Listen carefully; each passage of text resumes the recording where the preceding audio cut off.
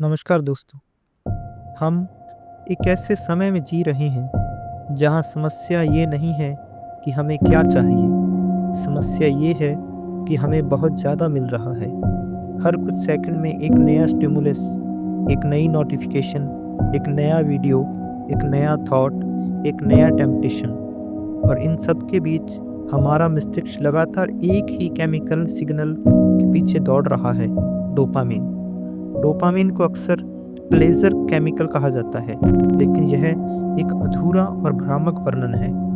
Dopamine pleasure का chemical नहीं है। डोपामिन एंटिसिपेशन, डिजायर और सीकिंग बिहेवियर का केमिकल है।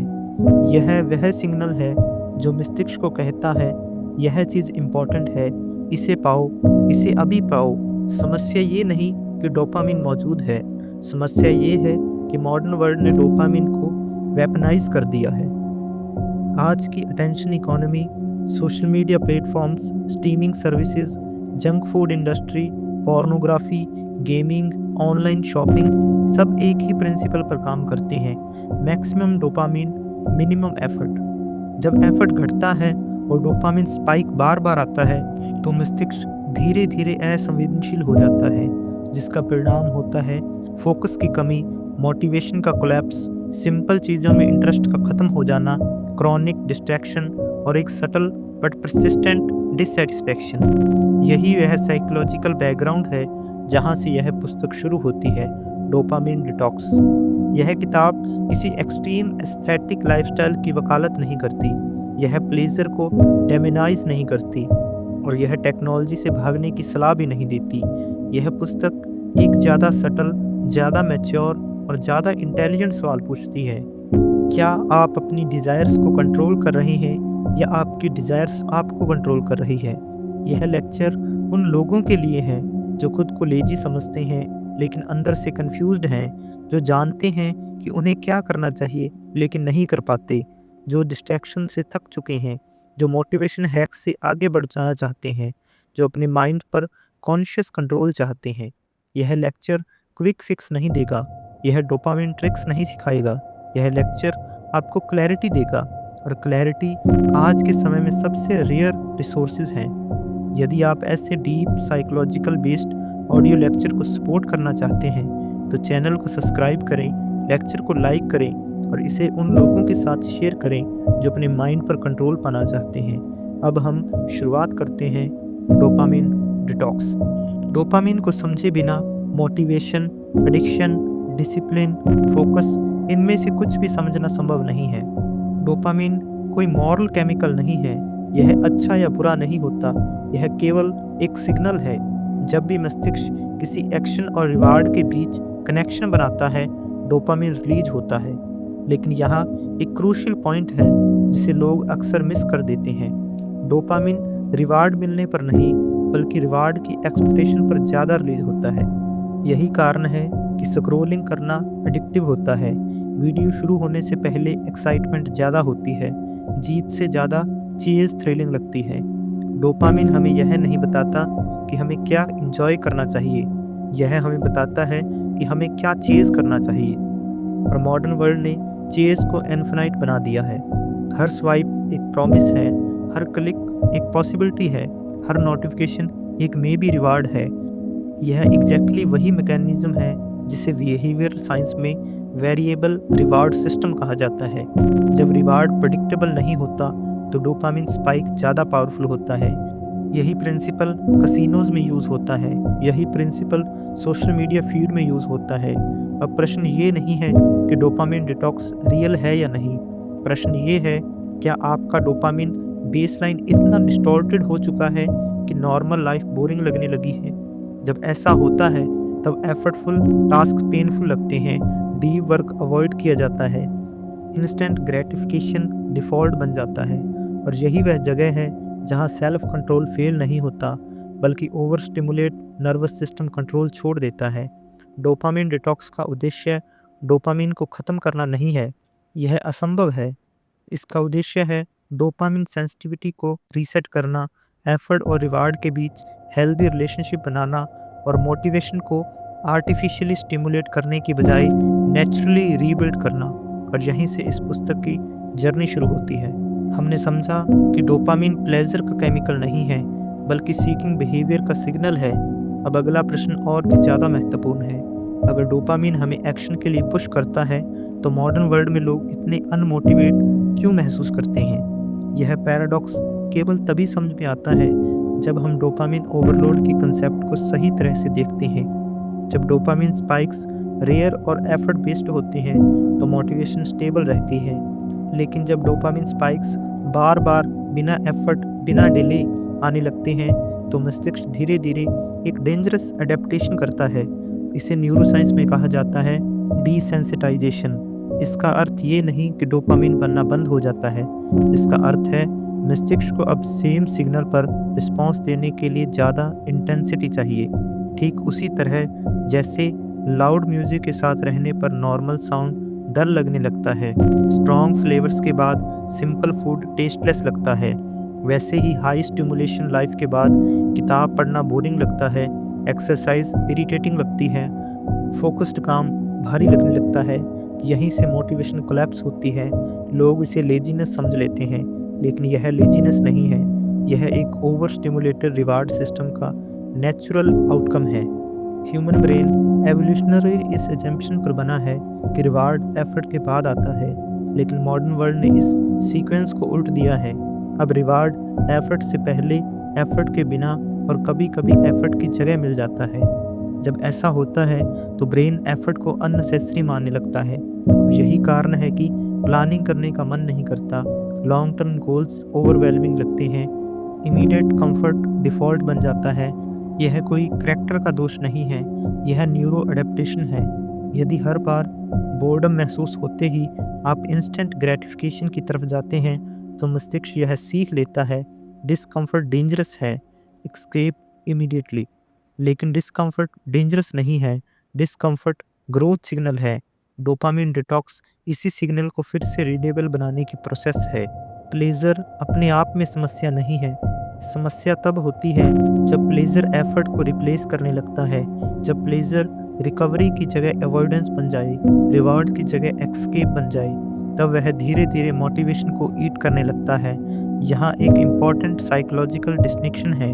Pleasure restores energy, over stimulation drain energy.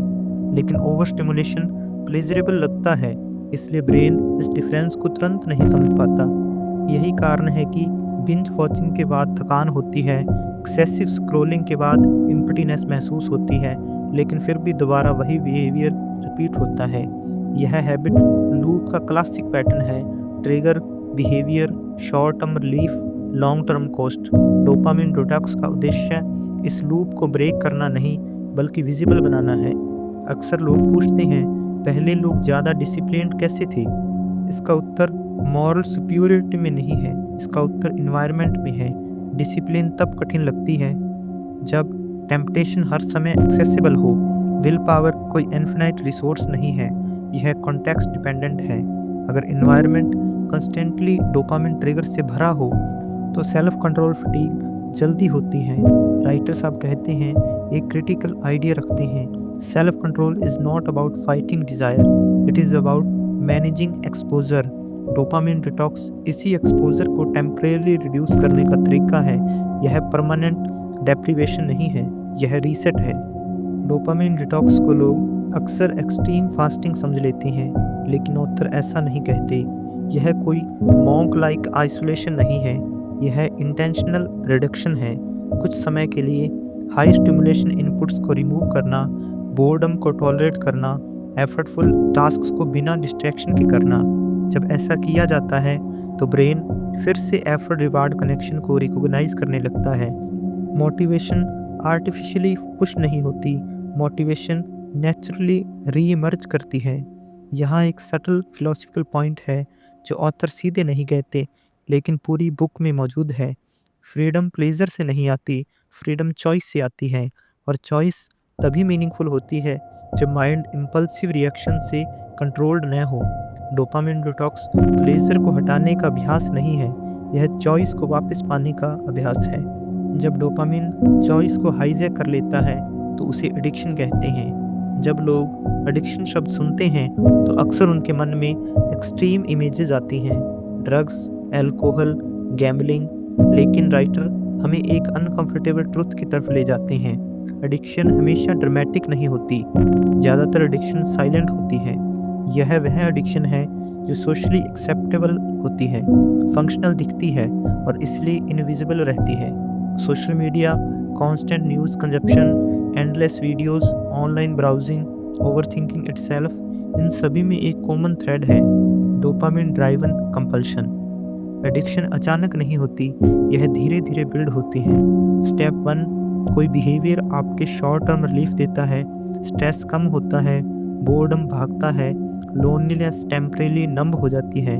Step 2, brain इस रिलीफ को डोपामिन के साथ टैग कर देता है, यह बिहेवियर यूजफुल है, इसे याद रखो। स्टेप 3, बिहेवियर रेपिटेशन बन जाता है, ट्रिगर आते ही ब्रेन ऑटोमेटिकली उस बिहेवियर की तरफ जाता है। यह चॉइस कॉन्शियस नहीं रहती, यह रिफ्लेक्स बन जाती है। स्टेप 4, टॉलरेंस डेवलप होती है, जब वही रिलीफ पाने के लिए ज़्यादा टाइम, ज़्यादा इंटेंसिटी, ज़्यादा फ्रीक्वेंसी चाहिए। यही पॉइंट है जहाँ प्लेजर ख़त्म होता है और कंपल्शन शुरू होती है। एक्सट्रीम एडिक्शन जल्दी पहचान में आ जाती है, लेकिन सटल एडिक्शन नहीं। सटल एडिक्शन प्रोडक्टिविटी का इल्यूजन देती है, बोर्डम को कम्प्लीटली एलिमिनेट कर देती है और साइलेंस से डर पैदा कर देती है। जब माइंड हर खाली मोमेंट में स्टिमुलेशन मांगने लगे तो यह एक वार्निंग साइन है। साइलेंस अनकंफर्टेबल लगने लगती है, स्टिलनेस इरिटेटिंग लगती है, लेकिन स्टिलनेस प्रॉब्लम नहीं है, स्टिलनेस मिरर है और डोपामिन ड्राइवन माइंड मिरर से डरता है। म्यूरिस यहाँ एक वेरी इंपॉर्टेंट आइडिया पर जोर देते हैं, कोई हैबिट हार्मलेस नहीं होती अगर वह आपकी अटेंशन हाईजैक कर रही है। हैबिट का डैमेज उसके कंटेंट से नहीं, उसके पैटर्न से होता है। अगर कोई एक्टिविटी इंस्टेंटली अवेलेबल है, रिपीटेडली यूजेस होती है, बोर्डम से एस्केप देती है, तो वह धीरे धीरे ब्रेन को कंडीशन करती है, एफर्ट अवॉइड करो, कंफर्ट चूज करो। यही कंडीशनिंग मोटिवेशन को इरोड करती है।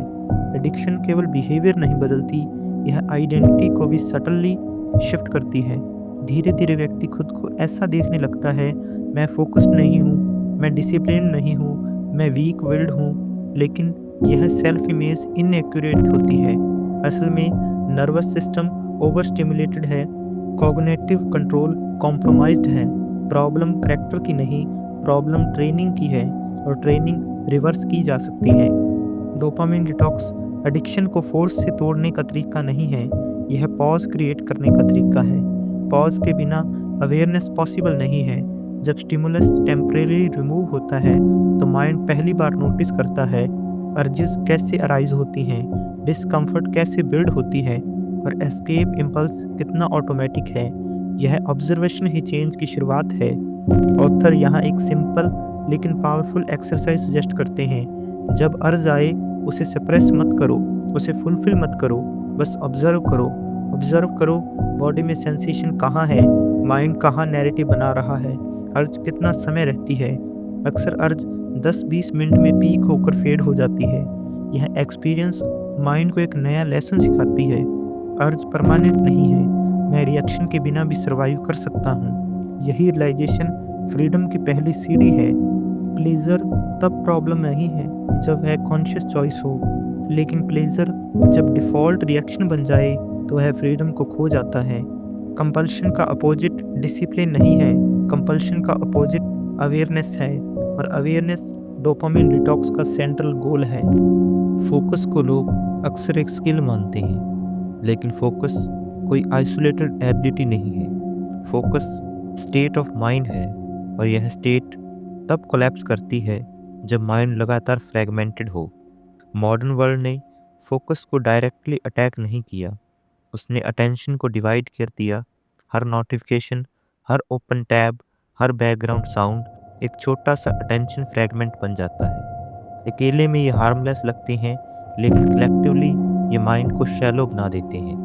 अटेंशन एक लिमिटेड रिसोर्स है, यह इन्फिनाइट नहीं है। जब आप बार बार कॉन्टेक्स्ट स्विच करते हैं तो ब्रेन हर बार एक कॉस्ट पे करता है। बिहेवियरल साइंस इसे कहती है स्विचिंग कॉस्ट।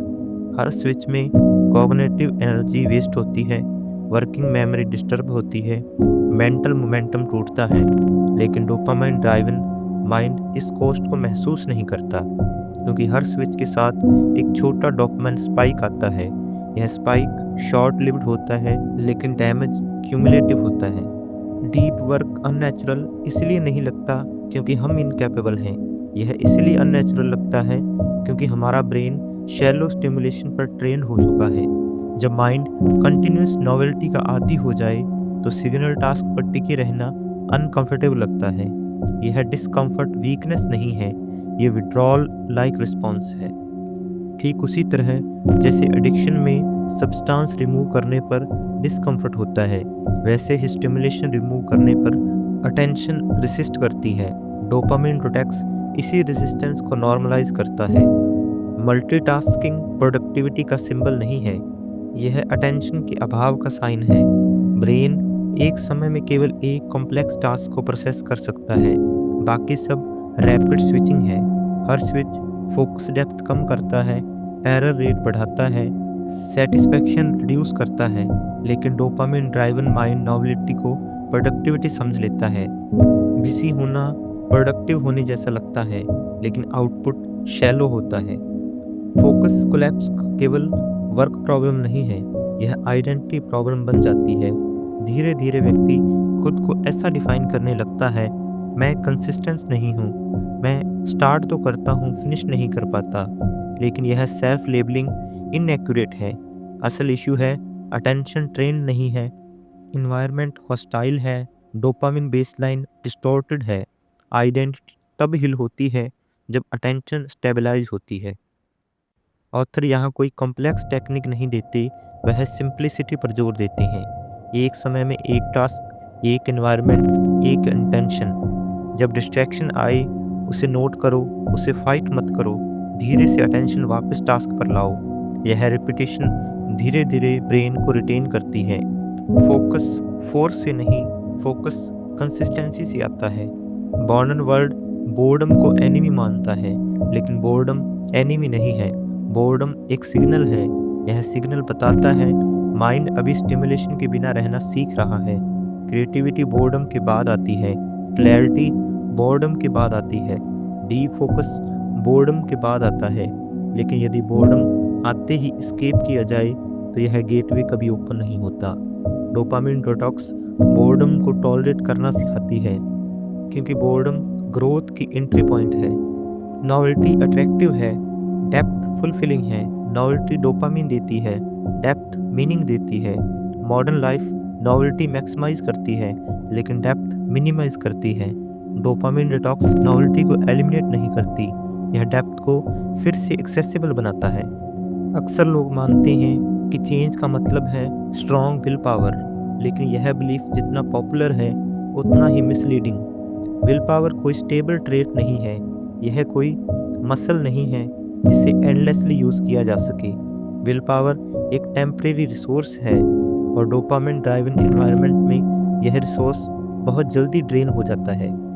हर डिसीजन एक कॉस्ट मांगता है, हर रेजिस्टेंस एक एनर्जी खर्च करती है।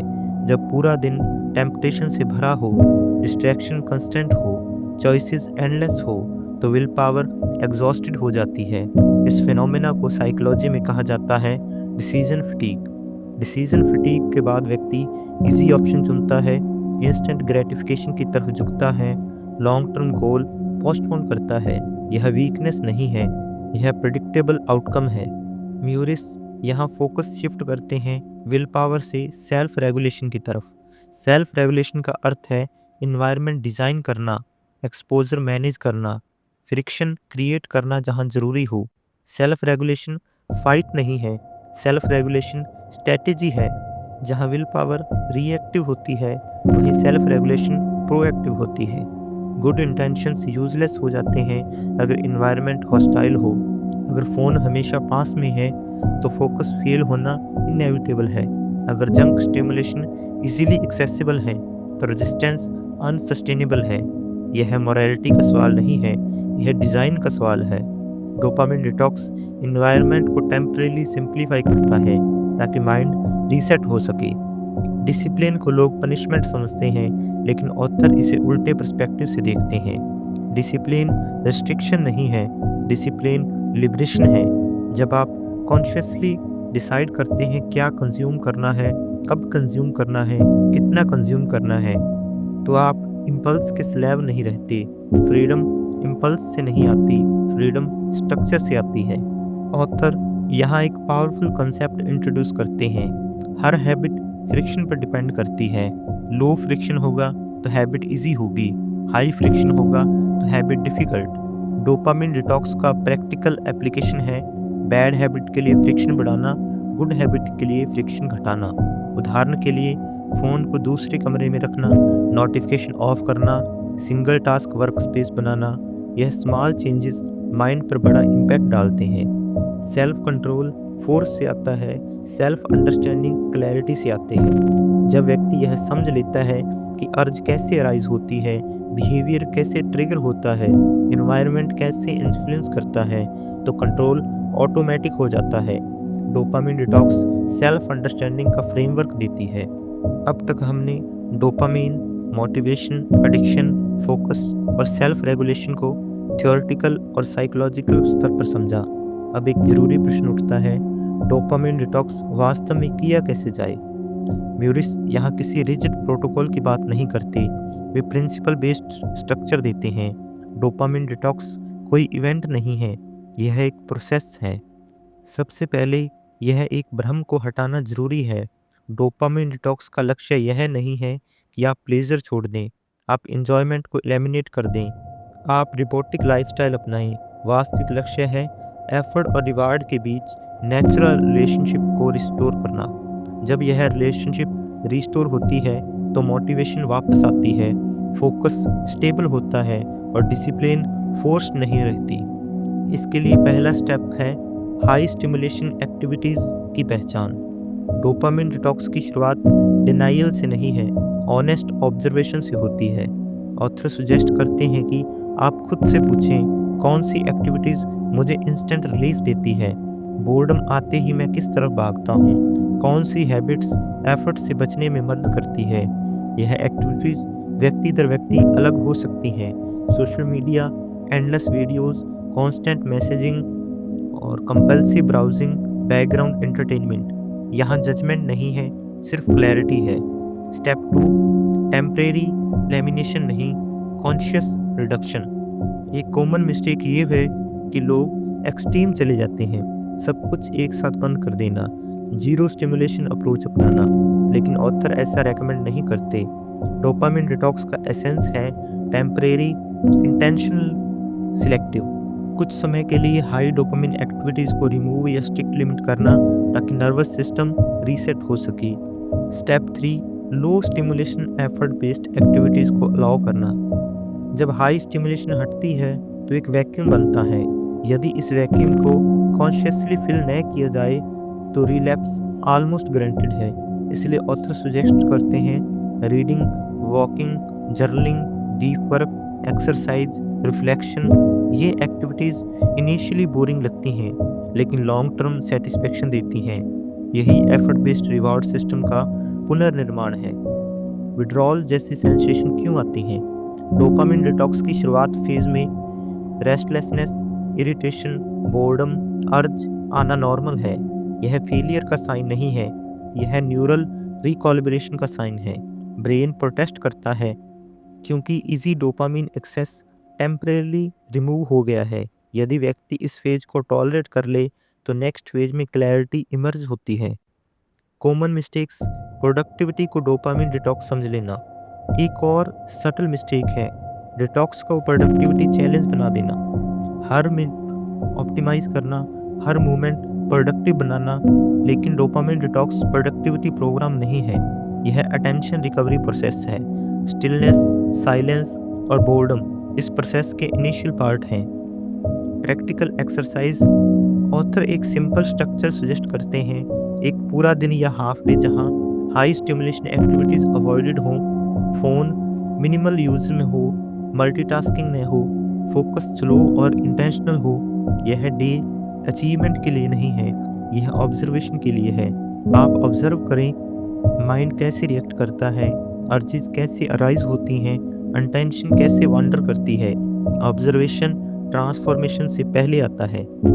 मॉडर्न कल्चर स्पीड को इंटेलिजेंस समझती है, लेकिन स्लोनेस क्लैरिटी लाती है। जब लाइफ थोड़ी स्लो होती है तो चॉइसेस कॉन्शियस होती हैं। डोपामिन डिटॉक्स स्पीड से बाहर निकलने का अभ्यास है, ताकि लाइफ फिर से एक्सपीरियंस हो सके, सिर्फ कंज्यूम नहीं। डोपामिन डिटॉक्स करने के बाद एक कॉमन अनुभव यह होता है कि कुछ समय तक क्लैरिटी रहती है, फोकस बेहतर लगता है और मोटिवेशन स्टेबल महसूस होती है।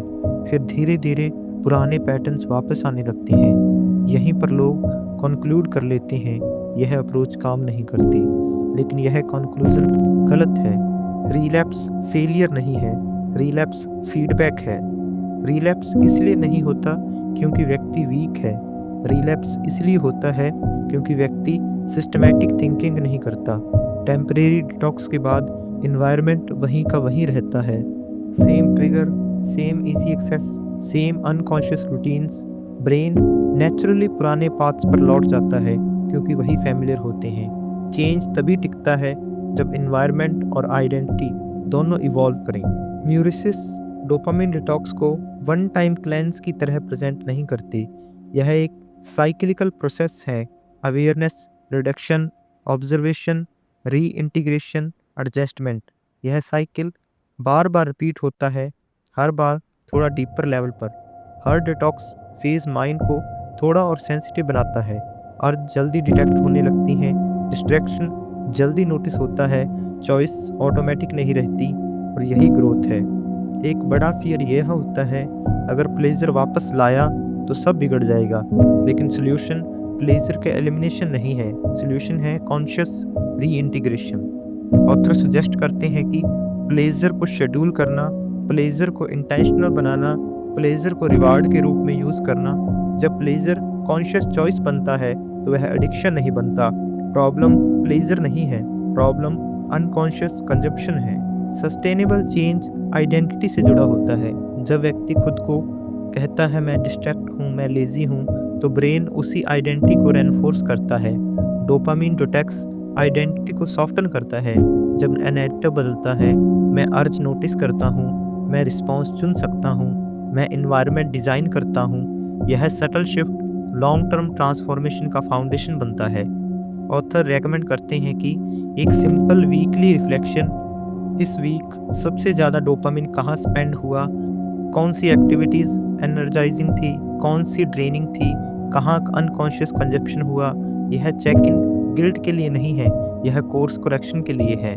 जब व्यक्ति बार बार कॉन्शियस चॉइस करता है तो एक नया एलिमेंट इमर्ज होता है, सेल्फ ट्रस्ट।